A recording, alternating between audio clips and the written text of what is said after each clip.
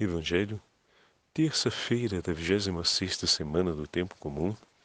Hoje, memória de Santo André de Soveral e Ambrósio Francisco Ferro e seus companheiros mártires.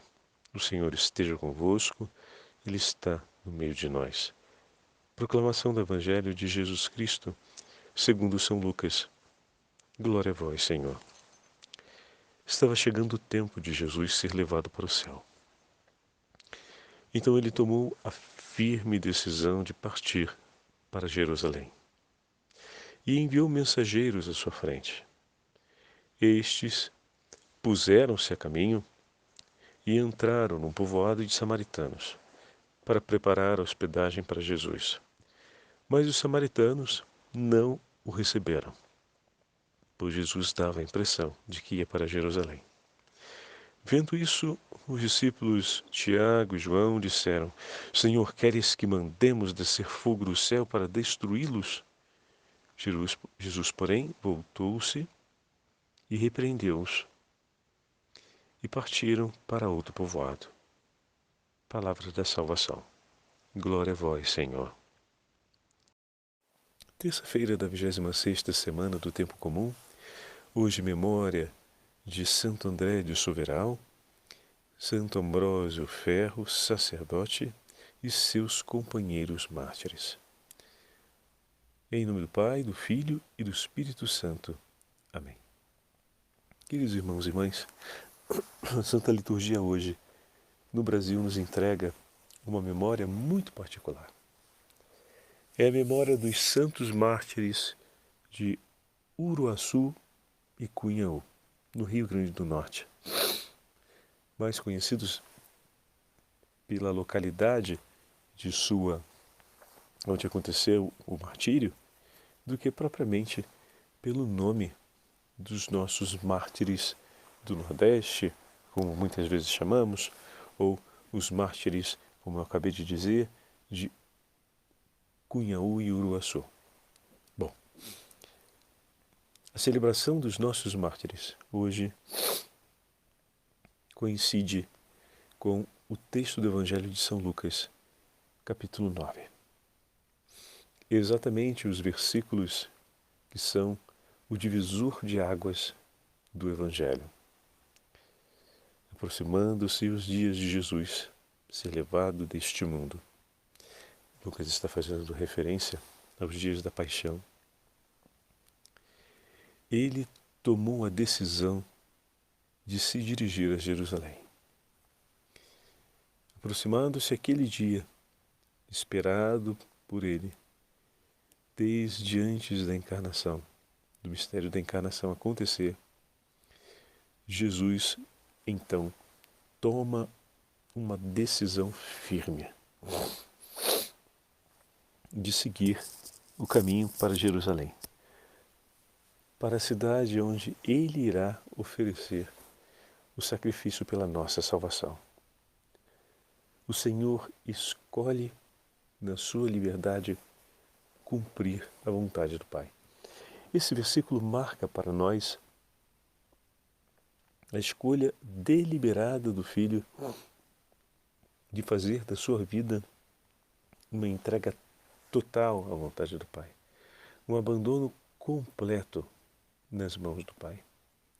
E aqui Lucas contrasta essa entrega total do Filho nas mãos do Pai com a realidade da acolhida e do envio. Como assim, Padre Fábio? No momento em que Jesus toma a sua decisão, Lucas vai dizer: e mandou mensageiros à sua frente.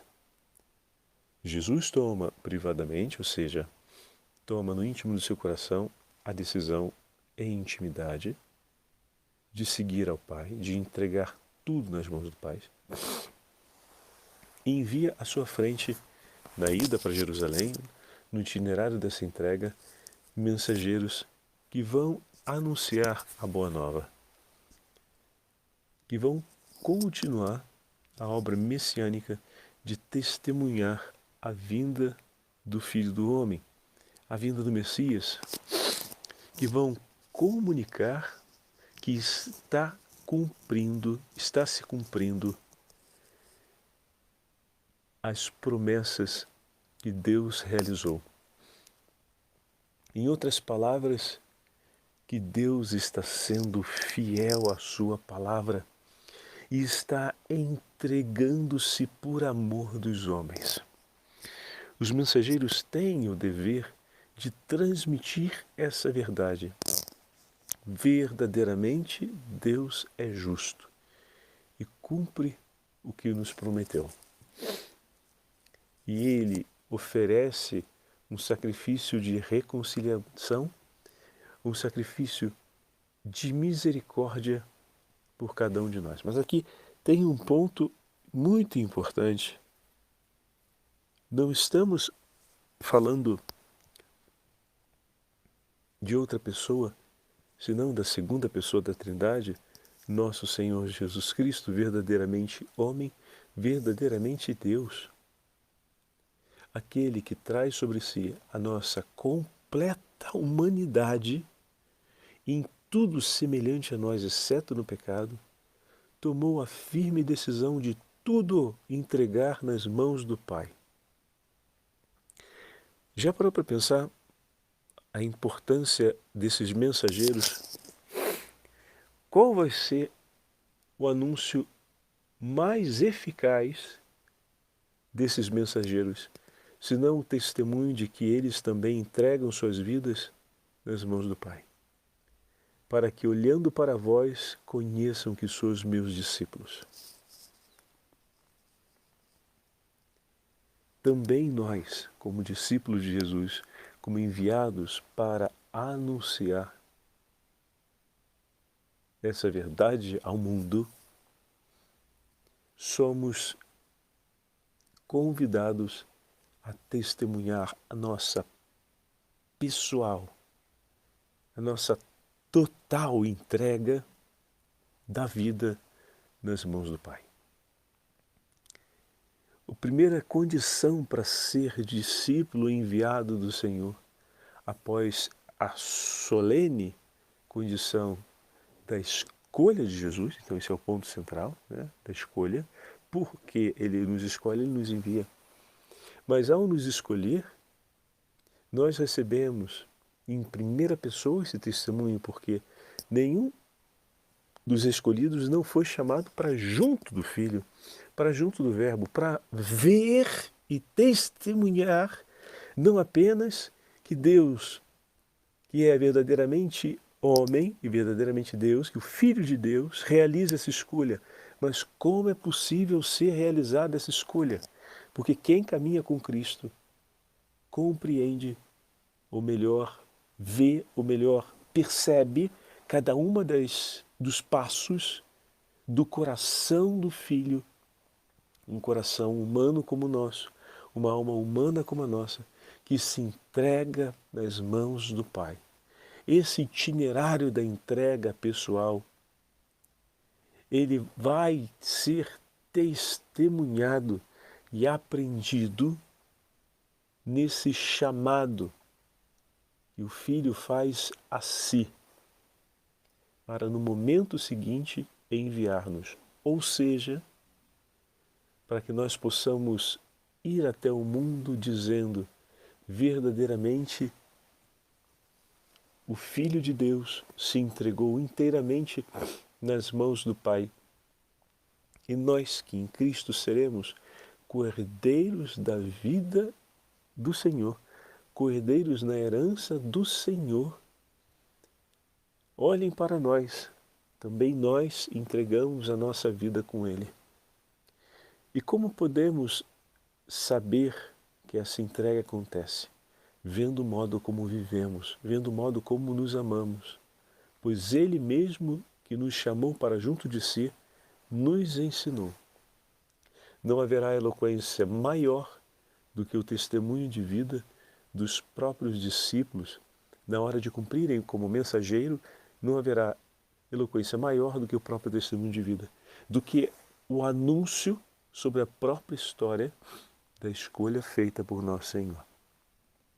Anunciará a escolha do Senhor quem com ele também escolheu tudo a ser entregue nas mãos do Pai.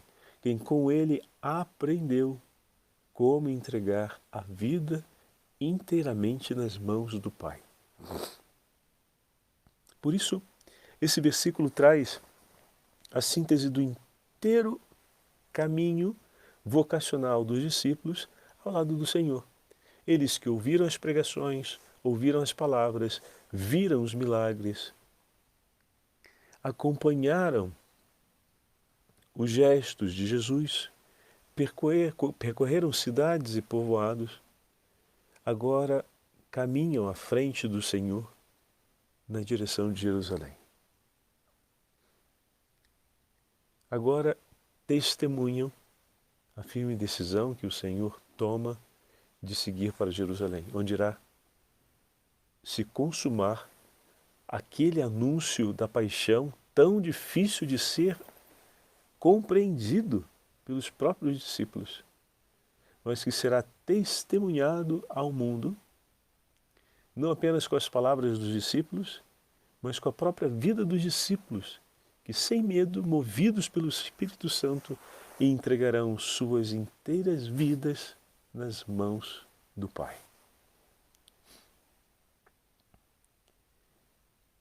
Mas essa parte da conclusão desse aprendizado, dessa entrega, ainda está por cumprir-se a Jerusalém. Mas o Senhor já os envia. Mas como assim, Padre Fábio? Eles não estão aprendendo? Eles já têm muito a anunciar. Mas, sobretudo, o primeiro anúncio deles é que com ele segue para Jerusalém. E que seguem com ele porque viram e testemunharam o poder do nome do Senhor. E por isso o seguem. Mas como será a entrega de cada um deles? Bom, será, antes de tudo, após a entrega do Senhor. E certamente, lhe asseguro, será como a entrega do Senhor. Será uma entrega total, sem nenhuma reserva. Haverá o seu tempo, que não é agora, mas por caminharem com o Senhor até agora, essa entrega pela graça de Deus, pelo dom da fé que será derramado no coração deles e levado depois à plenitude, e pela obra do Espírito Santo transformando a vida de cada um deles, será como a entrega do seu Senhor. E de fato se cumprirá o que foi dito: vendo a vós, meus discípulos, verão a mim, porque eu estarei convosco até o fim. Naquele momento que os samaritanos demonstram uma rejeição à decisão de Jesus, à escolha de Jesus e de seus discípulos, como acabamos de explicar, de seguir para Jerusalém, eles impetram, eles descobrem uma primeira hostilidade e resistência, hostilidade porque houve mesmo impedimento que Jesus entrasse, né?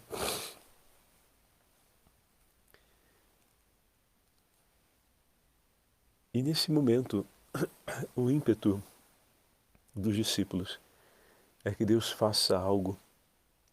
Como assim, Jesus? Essa gente que ignora tudo bem que o Senhor quer fazer, teve a audácia de fazer isso com o Senhor, tratar o Senhor assim. Eles invocam a memória do Antigo Testamento pedindo que o Senhor esmague seus inimigos com mão potente, braço forte, braço tenso. Mas não, Jesus não veio para esmagar, ele veio para salvar. O Senhor veio não para trazer do céu o fogo que destrói, mas o fogo que renova todas as coisas, o fogo do Espírito Santo. E naquele momento, Tiago e João insistem para que o fogo que venha do céu seja o fogo que transformasse aquela situação, destruindo os opositores do Senhor.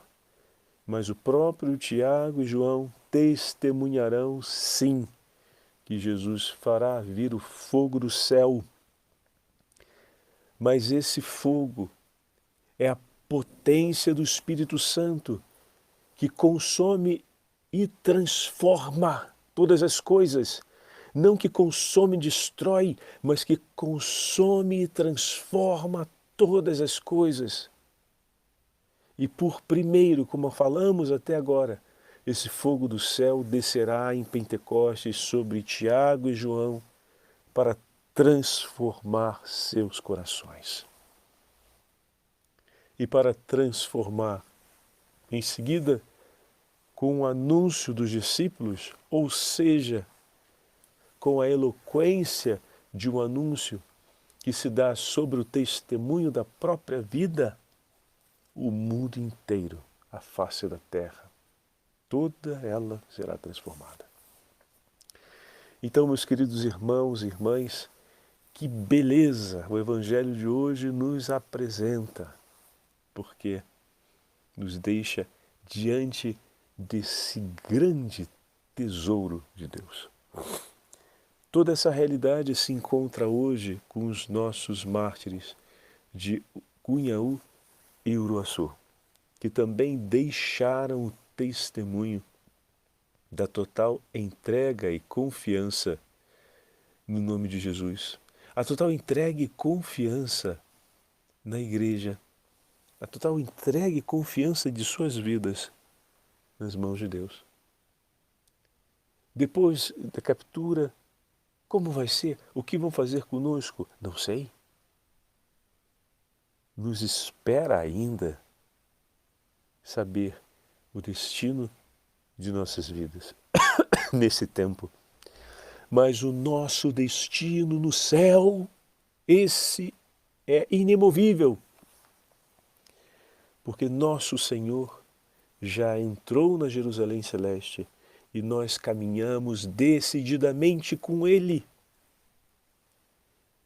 Mas e esses agressores que irão se precipitar contra nós em um tempo rechaçaram Jesus da Samaria? Agora esses agressores procuram rechaçar-nos da face da terra. E o que acontecerá conosco? Nossa vida está nas mãos do Senhor. O Senhor entregou-se nas mãos do Pai e ofereceu sua vida pela nossa salvação.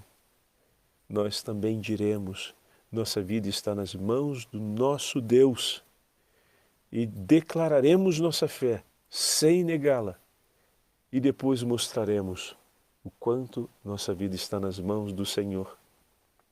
Também nós ofereceremos a nossa vida para que o Senhor faça descer fogo do céu, como fez em Jerusalém. E dessa forma entregam a vida, unidos a Cristo, por aqueles que se levantam contra Cristo, a fim de que, pela sua divina misericórdia, todos sejam perdoados, chamados à conversão e convertendo-se, sejam, enfim, introduzidos na justiça divina através da alegria, da bondade, da misericórdia de Deus. E vivam em paz conosco em Jerusalém. O Senhor de fato mandará o fogo do céu, consumindo todo ódio, perversão, maldade, divisão, fratricídio que existe ou que virá a existir em breve, porque eles estavam próximos do dia da morte, e assim aconteceu. Mas o Senhor iria derramar a potência do Espírito Santo para transformar completamente essa realidade, a fim de que tudo seja pleno do Espírito Santo. Por último, leio brevemente a biografia que hoje encontramos no iLiturgia, da fonte da Arquidiocese de São Paulo, que nos fala um pouco sobre nossos irmãos mártires do Nordeste.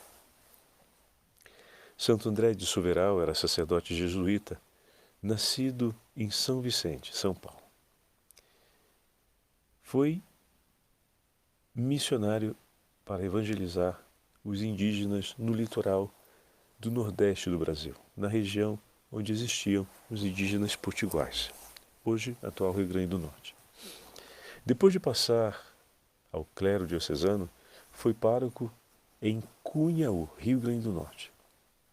Ali onde foi martirizado no domingo, dia 16 de julho de 1645, durante a celebração da Santa Missa, junto com outras 69 pessoas.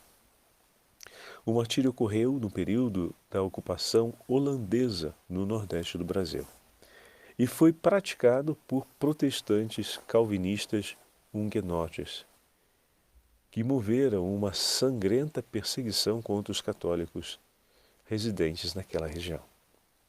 A capela foi cercada por índios e soldados holandeses, índios associados aos soldados holandeses, que trucidaram a todos por causa de sua fé católica. Ao saberem desse grande massacre que aconteceu em Cunhaú, muitos moradores de Natal e dos arredores procuraram refúgio no Forte dos Reis Magos, que está ali em Natal. 3 meses depois, no dia 3 de outubro de 1645, foram capturados e levados junto com o padre Ambrósio Ferro para as margens do rio Uruaçu, perto de Natal, onde os esperavam índios e soldados holandeses armados. Um pastor calvinista tentou demovê-los da fé católica publicamente, mas todos, sem exceção, olha que lindo, resistiram e então foram por isso cruelmente, brutalmente assassinados. Santo Ambrósio Francisco Ferro, sacerdote português, nascido na região dos Açores, nas ilhas portuguesas, atuava como pároco em Natal desde 1636. Com ele foram martirizados nesse dia 80 pessoas, entre adultos, jovens e crianças. São Mateus Moreira, o terceiro nominado dos mártires, foi um dos leigos martirizados naquele dia, e sua bela profissão de fé na Santa Eucaristia foi recolhida para sempre. Ao lhe ser arrancado o coração pelas costas, essa foi a crueldade do seu martírio, vivo ainda, sem o coração já dentro de si, o que significa um milagre, suas últimas palavras foram: louvado seja o Santíssimo Sacramento. E nós, meus irmãos, ainda hoje por devoção, transmitida pelos missionários que vieram à nossa terra de Santa Cruz, nos saudamos com alegria dizendo: louvado seja nosso Senhor Jesus Cristo, presente no Santíssimo Sacramento. Louvado seja nosso Senhor Jesus Cristo, presente no meio de nós. Ou pura e simplesmente, louvado seja nosso Senhor Jesus Cristo, e nós respondemos: para sempre seja louvado. E as últimas palavras dele foram: louvado seja o Santíssimo Sacramento.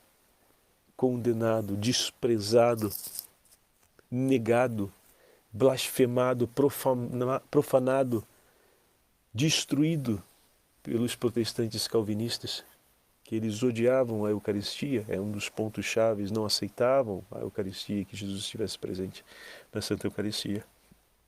E o seu último ato nessa vida foi um ato de amor a Jesus, profanado, blasfemado, humilhado na Santa Eucaristia. Ele deixa esse mundo dizendo: morro por ti, meu Senhor.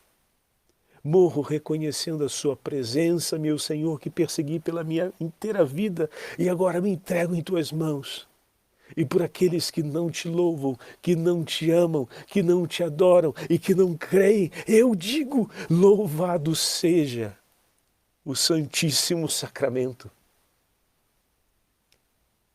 Exatamente como hoje irá ensinar a fazer os pastorinhos a Fátima séculos depois.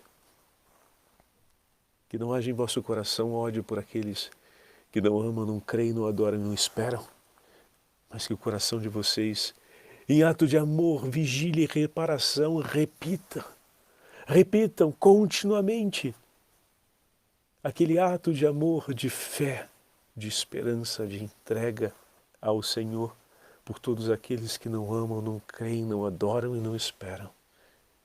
Oferece por ti e oferece por todos aqueles que não oferecem.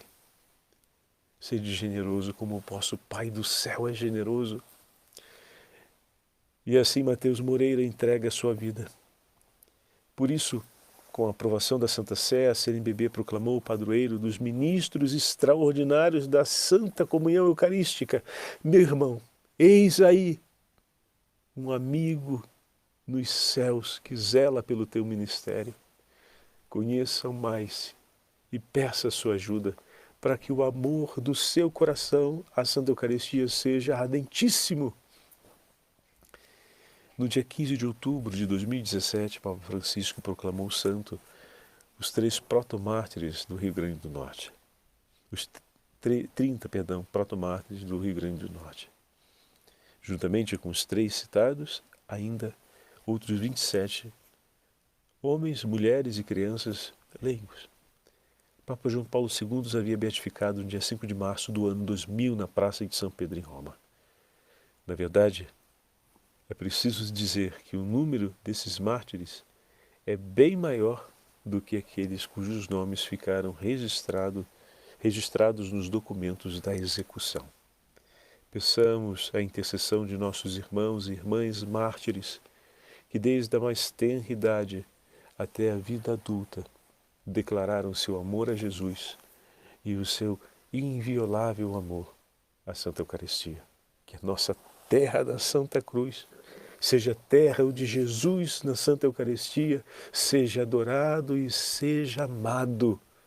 Como cantamos no hino, nessa terra de Santa Cruz, seja adorado e seja amado por cada um de seus filhos, por cada um daqueles que receberam a potência do Espírito Santo no dia do batismo e entregaram declarando amém, suas vidas nas mãos do Senhor. O Senhor esteja convosco, Ele está no meio de nós. Pela intercessão dos nossos irmãos protomártires do Nordeste e pela intercessão da Rainha dos Mártires, a Beatíssima Virgem Maria, desça sobre todos vós a bênção do Deus Onipotente, Pai, Filho e Espírito Santo.